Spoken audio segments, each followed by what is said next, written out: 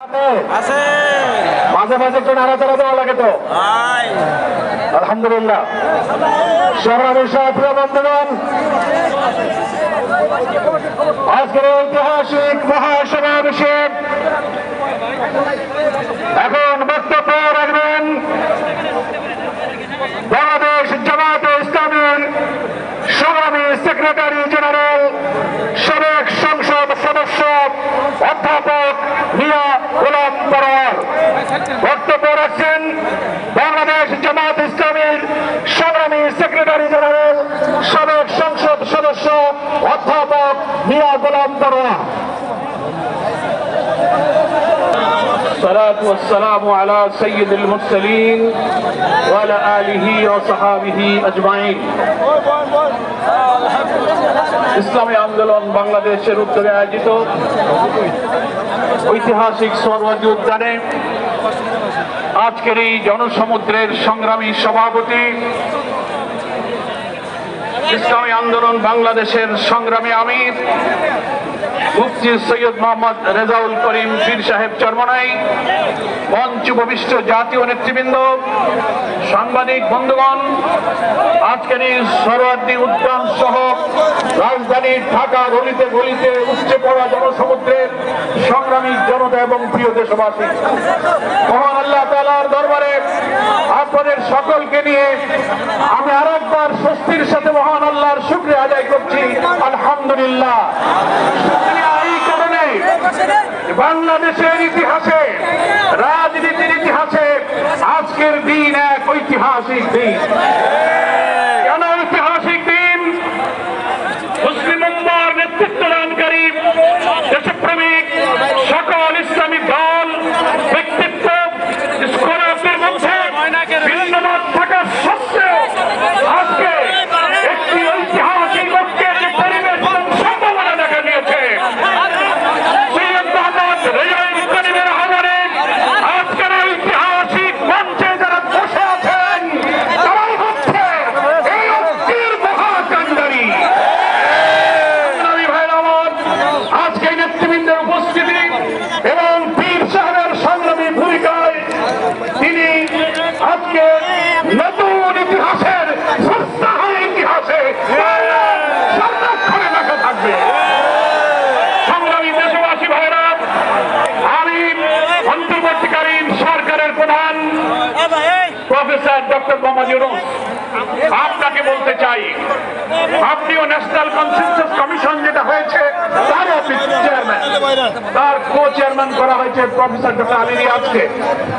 আর নির্বাচন কমিশনের প্রধানকে আমি বলতে চাই, আজকের এই সমাবেশ থেকে, এই জনসমুদ্র থেকে এই বার্তা যদি আপনারা বুঝতে ভুল করেন, বিরাট পদ্ধতি ছাড়া নির্বাচন বাংলার মানুষ গ্রহণ করে। আমি প্রধান উপদেষ্টা, নির্বাচন কমিশনার সকলকে বলবো, আপনি জাতির উদ্দেশ্যে নিরপেক্ষ থাকার অঙ্গীকার করেছেন। আপনার অঙ্গীকারের প্রতি আপনি সাবধান থাকবেন। আপনার কোন কোন ভূমিকায় জাতির মধ্যে কিন্তু সংশয় তৈরি হয়েছে। বলতে চাই, আপনি সোজা থাকবেন। আমরা আমাদের জন্য কোন দলের জন্য আমরা পক্ষপাতিত্ব চাই না। 2000 ছাত্র জনতার জীবন, হাজার হাজার মানুষের রক্ত, 17-18 বছরের মানুষকে ফাঁসি, অত্যাচার, জুলুম, রিমান্ড, ক্রসফায়ার নিয়ে আলী বলিমা পীর মাশায়েখদের যে নির্যাতন করেছেন, সেই সংগ্রাম আমরা ব্যর্থ হতে দেব না। আপনাকে অবশ্যই জাতির যে দাবি উচ্চকিত হয়েছে, নির্বাচনের লেভেল প্লেইং ফিল্ড আপনাকে নিশ্চিত করতে হবে। আপনি জাতির কাছে, জাতির উদ্দেশ্যে ভাষণে একটা কথা বলবেন, being a head of the government একটা কথা বলবেন, রাষ্ট্রীয় টেলিভিশনে একটা কথা বলবেন, কোন একটা দলের কাছে আলোচনায় গিয়ে সে কথা আপনি ভুলে যাবেন। এটা নিরপেক্ষতা বন্ধ হয়েছে। আপনাকে বলতে যে আপনি সোজা থাকুন। রাজনৈতিক সংলাপে আপনি দোষ করেননি, বৈঠক করার অধিকার সবার আছে, কিন্তু আপনি এক জায়গায় কথা বলে মত পরিবর্তন করবেন কেন? আপনাকে জাতির সামনে আসতে হবে, সকল দলের সাথে বসে আপনি বলবেন যে ভাই আমাদের এই অসুবিধা, আসুন আমরা সবাই মিলে এটাই করি, আমরা রাজি আছি। কিন্তু আপনার এই ভূমিকায় প্রশ্ন তৈরি হয়েছে, আগামী 8-10 মাস পরে যদি নির্বাচন হয় আপনি সোজা থাকবেন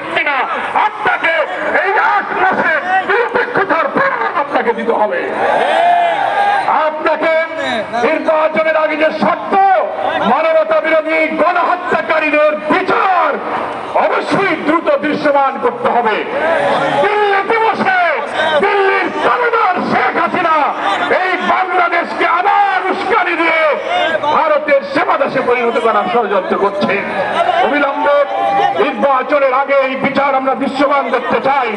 সংস্কারের ব্যাপারে অনেকে ঢিলা দিচ্ছেন, বলে ইলেকশন আর সংস্কার একসাথে হবে, ক্ষমতায় গিয়ে করব। কিভাবে বুঝলেন কে ক্ষমতায় যাবে? জনগণের ভোট আসলে 5 পরে আপনি ক্ষমতায় যাবেন।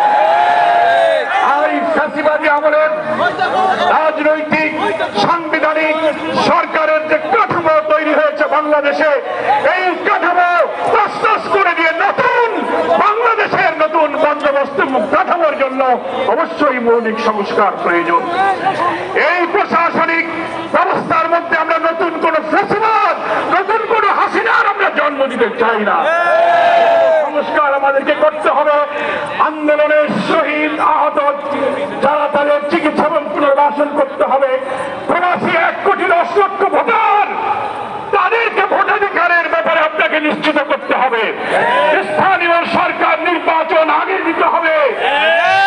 সনদ এবং ঘোষণাপত্র অবশ্যই জুলাই বিপ্লবের বার্ষিকী আমরা 1 তারিখ থেকে 8ই আগস্ট পালন করব। এর মধ্যেই জুলাই সনদ এবং জুলাই ঘোষণাপত্র আপনাকে বাস্তবায়ন করতে হবে। সংগ্রামী দেশবাসী, বাংলাদেশ জামাত ইসলামীর সংগ্রামী আমির ডাক্তার শফিকুর রহমান, তিনি পীর সাহেব চরমনাইকে এবং আপনাদের সহ সকল দেশবাসীকে জামাত ইসলামের পক্ষ থেকে সালাম এবং শুভেচ্ছা জানিয়েছেন।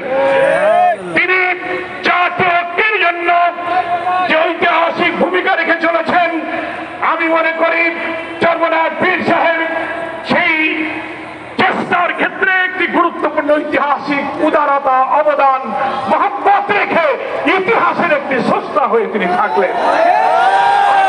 জাতীয় ঐক্যের মধ্য দিয়ে নতুন ফ্যাসিবাদের জন্মকে আমাদের ঠেকাতে হবে।